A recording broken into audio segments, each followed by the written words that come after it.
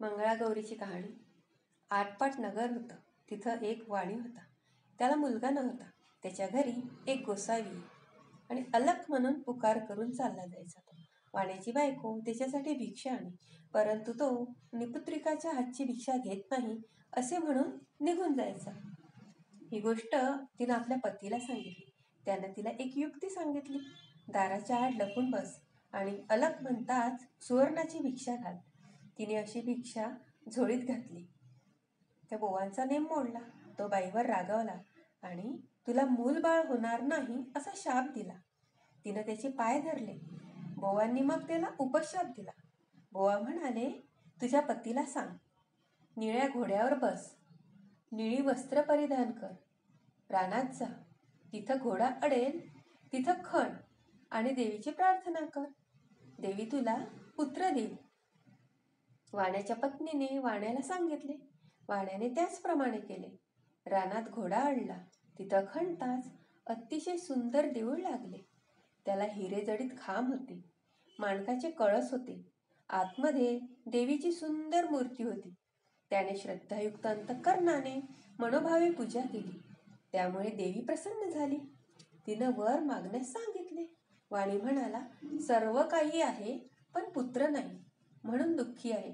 देवी म्हणाली, तुला संततीचे सुख नाही. मी प्रसन्न झाले आहे तर तुला वर देते. अल्पायुष्य पुत्र घेतलास तर गुणी मिळेल. दीर्घायुष्य घेतलास तर जन्मांध होईल. कन्या घेतलीस तर बालविधवा होईल. इच्छा असेल ते तू मागून घे. त्याने अल्पायुष्य पुत्र मागितला. तेव्हा देवीनं, माझ्या मागच्या बाजूलाच जा, तिथं एक गणपती आहे. त्याच्या मागं आंब्याचं झाड आहे. गणपतीच्या दोंडावर पाय दे, एक फळ घे, घरी जाऊन बायकोला खाऊ घाल, म्हणजे तुझा कार्यभाग होईल, असं सांगून ती अदृश्य झाली. वाण्यानं त्याप्रमाणे केलं. गणपतीनं सांगितलं, तुझ्या नशिबी एकच फळ आहे. फळ घेऊन घरी आला. पत्नीला खाऊ घातलं. तिला मग दिवस गेले. यथावकाश ती बाळंतीण झाली. मुलगा झाला. सर्वांना खूप आनंद झाला. 8व्या वर्षी मुंज केली आणि 10व्या वर्षी लग्न करा असे म्हणाले. काशी यात्रेशिवाय लग्न करायचं नाही असा माझा नवस आहे, असे त्याने उत्तर दिले. काही दिवसांनी त्या मुलाला मामा बरोबर यात्रेस पाठवलं. मामा भाचे काशीत जात असताना वाटेत एका नगरात काही मुली खेळत होत्या. त्यात भांडणं लागली. एक मुलगी दुसऱ्या मुलीला म्हणाली, किती वाईट मुलगी आहेस ग तू. तेव्हा दुसरी मुलगी म्हणाली, माझी आई मंगळागौरीचं व्रत करते, त्यामुळे कोणी वाईट नाही आणि कोणीच वाईटही करणार नाही आणि कोणाचं वाईटही होणार नाही. मामांनी ते ऐकलं. विचार केला, हिच्याशी आपल्या भाच्याचा विवाह करून द्यावा, म्हणजे हा दीर्घायुषी होईल. त्या दिवशी त्यांनी तिथं मुक्काम केला. त्याच दिवशी त्या मुलीचं लग्न होतं. त्याच वेळेस नवरा मुलगा आजारी पडला. मुलीच्या आईवडिलांना काय करावं समजेना. कोणीतरी प्रवासी मिळाला तर बरं होईल. पुढं करून वेळ साजरी करू म्हणून धर्मशाळा पाहू लागले. त्यांना हे मामे भाचे दिसले. भाच्याला नेलं. गोरज लग्न लावलं. दोघांना गौरी हारापाशी निजवलं आणि दोघे झोपी गेले. मुलीला देवानं दृष्टांत दिला. मुली, तुझ्या पतीला दंश करायला सर्प येईल. त्याला पिण्याकरिता दूध ठेव. एक कोरा करा जवळ ठेव. दूध पिऊन सर्प कऱ्यास शिरेल. अंगच्या चोळीनं कऱ्याचं 2 तोंड बांधून टाक. सकाळी उठून आईला ते वाण दे. तिनं सर्व तयारी केली. दृष्टांताप्रमाणे घडून आलं. काही वेळाने तिचा पती उठला. भूक लागली होती. खायला लाडू दिले. फराळ झाल्यावर त्यानं तिला आपली अंगठी दिली. पहाटे उठून ताट घेऊन बिराडी गेला. मामा भाचे मार्गस्थ झाले. दुसऱ्या दिवशी हिनं सकाळी उठून स्नान केलं. आईला वाण दिलं. आईने उघडून पाहिलं, तो आत हार निघाला. तो आईनं कन्येच्या गळ्यात घातला. पुढं पहिला वर मंडपात आला. त्यानं मुलीला खेळायला आणलं. ती म्हणाली, हा माझा पती नाही, मी त्याच्याबरोबर खेळत नाही. रात्रीची लाडवांची व अंगठीची खूण काही पटेना. आईबाबांना पंचायत पडली. हिचा पती शोधायचा कसा? त्यांनी अन्नछत्र चालू केलं.